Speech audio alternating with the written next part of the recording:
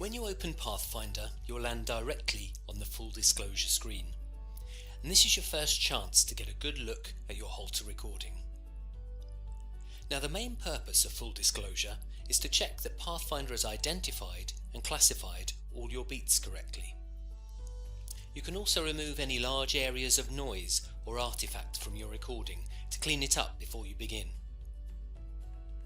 So I'm going to walk you through some of the basic features of full disclosure, look at beat labels and colours, and give you some nice shortcuts for cleaning up your recording. So let's get started with some basic features: the timeline, ECG lead selection, zooming in and out, and paging up and down.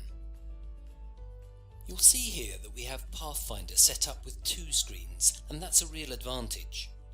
The beats on the two screens show the same time point in the recording, and we can also show different things on the two screens at the same time. For example, we can show your full disclosure here alongside a dynamic summary report here. This cross-referencing can make life a lot easier and speed up your analysis. First, let's look at screen 1 a little more closely. At the top of the screen you'll see this blue bar called the timeline. On the timeline you'll see some timestamps along the recording, which can be up to 7 days long. The yellow blinking cursor shows your position in the scan. If you'd like to jump to any position in the scan, you can click along the timeline and the window below will show that part of your recording. Just below the timeline you have the 1, 2 and 3 buttons. These represent the different ECG channels which were captured during the patient's halter recording. In this case it was a 3-lead recording, so you have 3 buttons. If you'd like to turn on channel 2 or channel 3 so that they're visible below, you can press the toggle buttons and you'll see I've turned on channel 1 here, channel 2 and channel 3. And these are grouped between the purple lines. Now if you spot anything unusual in the recording, you'll probably want to take a closer look at it. So with these buttons you can zoom in and out of the scan. So the plus magnifying glass will zoom in, and the minus button allows you to zoom out again, giving a clearer overview of the recording. But what if there was a way to see an overview, to look for patterns, and a detailed view at the same time? And this is where the second screen really helps, because you can get an overview here on screen 1 and at the same time have a detailed view of exactly the same heartbeat over 3 channels on screen 2. So overview here and detailed view of the same beats here.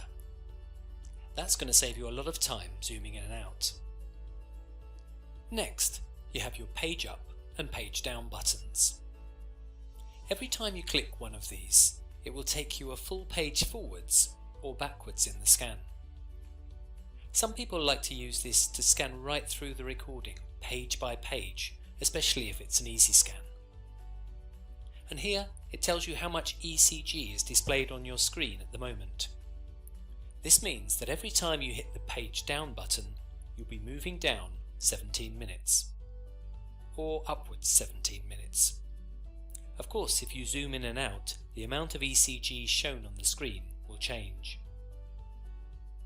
Okay, so those are some of the basic tools in full disclosure. Next, let's look at the labelling and the colouring of the beats. As I mentioned, Pathfinder's analysed the whole recording already and automatically checked and classified every beat for you using its algorithm. But that doesn't mean all the work has been done for you. Part of your job is to check through to make sure it's got it right every time. You might remember in our 4 steps you had to check beat triggers and classifications. Well, full disclosure is one of the places you can do this. You'll see here, just below each beat, you've got a little yellow arrow which points right up towards each R wave. This is called a trigger. Just below the trigger, you've got a letter which is called the beat label. In this case, it's an N for normal. These are all normal beats, so you'll see a trigger with an N under all of them. Between each trigger, you'll also see a number. That's your patient's heart rate at the time in beats per minute. You can change this to milliseconds if you prefer. Helpfully, as well as being labelled, beats are also colour-coded, so you can spot any arrhythmias easily. The colours are white for a normal beat, red for ventricular, green for supraventricular, yellow for atrial fibrillation, and grey for artifact. Now the beats here are all correctly identified as normal, but if you were to see a beat which was wrongly classified, you could manually change it. To do this, right-click on any beat and it will bring up a menu. So just as an example, I'm going to change the colour and labelling of this beat by setting it to ventricular. This next one to supraventricular, and this one to artifact. And you can see what happens. The beat colours have changed and the labels underneath have also changed. So that's how to check triggers and change the classification of your beats. But as I mentioned, one of the useful features of full disclosure is to get rid of noise in your recording. So I'm going to go back to the beginning of our scan and zoom out just a little bit. Now often at the beginning of a tape, there's some noise as you actually connect the Holter device to the patient. This tape is actually fine, but if there is noise present, then you'll want to exclude this from the analysis. As it's the very start of the recording, you can decide where the useful part of the recording starts and right-click on it. Then select Start of Analysis. Pathfinder's latest versions actually do this for you, but it's best to double check if you're not happy. You can see here that the trigger arrows have all gone, and this section is no longer included in your analysis. Likewise, you can do the same at the end of the recording, selecting Set End of Analysis.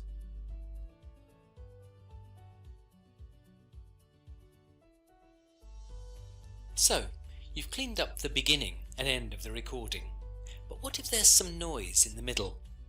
Your patient's done some physical activity which has affected the ECG signal, for example. Again, this is easy to clean up. There are two main ways to clean up noise, and I'll run through both methods now. As an example, if I take just the first half of this area of noise and drag across it to select it, when I release the mouse button, a menu pops up and I can select Artifact Beats. You'll see all the beats turn grey, and that eliminates them in one go from the middle of the recording.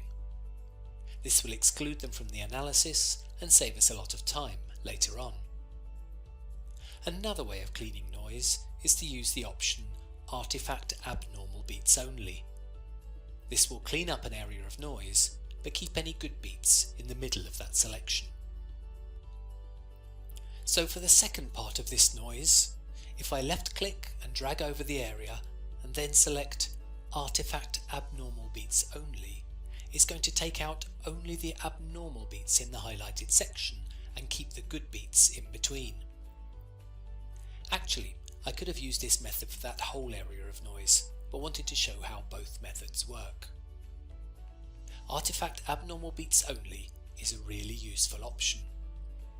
And there you can see the abnormal beats have turned grey, saving the good beats in between.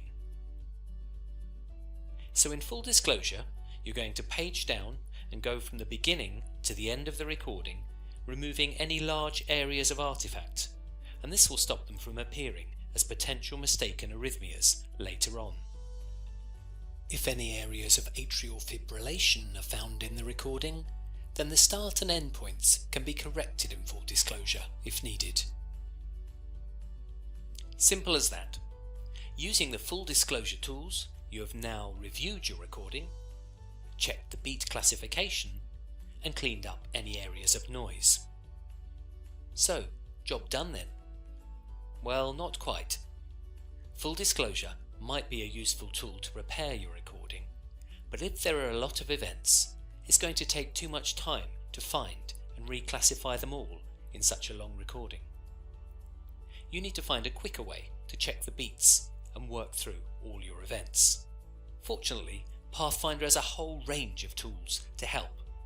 In our next tutorial, we'll take a look at morphology. Bye for now.